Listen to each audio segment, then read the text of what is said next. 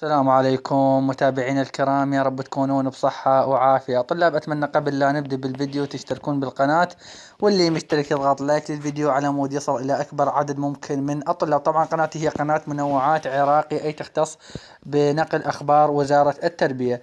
طبعا التربية تحسم الموقف بشأن العام الدراسي وتطرح خيارين أمام عوائل الطلبة.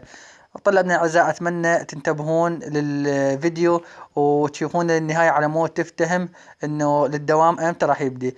الخميس 8 تشرين الاول 2020، اكد عضو هيئة الرأي في وزارة التربية ومدير عام تربية بغداد الكرخ الاولى فلاح القيسي اليوم الخميس ان بدء العام الدراسي القادم مرتبط بضوابط وتعليمات خلية الازمة.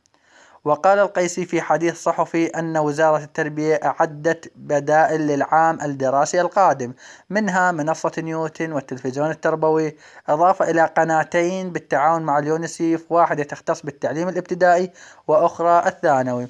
وأضاف أنه سيتم تهيئة المدارس بالتعاون مع الدفاع المدني ووزارة الصحة من حيث التعفير والتجهيز، وعدد الطلبة في كل صف مرجحا أن يكون في كل صف من 8 إلى 10 طلبة، وأن الدوام يكون ليومين فقط في الأسبوع لكل مرحلة.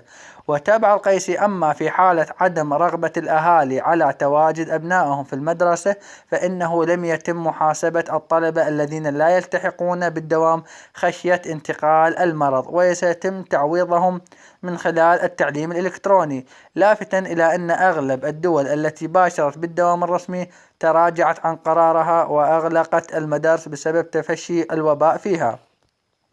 وكانت وزارة التربية أعلنت أمس الأربعاء إكمال رؤيتها حول آلية بدء العام الدراسي الجديد، فيما أكدت أن التعليم الإلكتروني سيكون أساسا في العام الدراسي الجديد.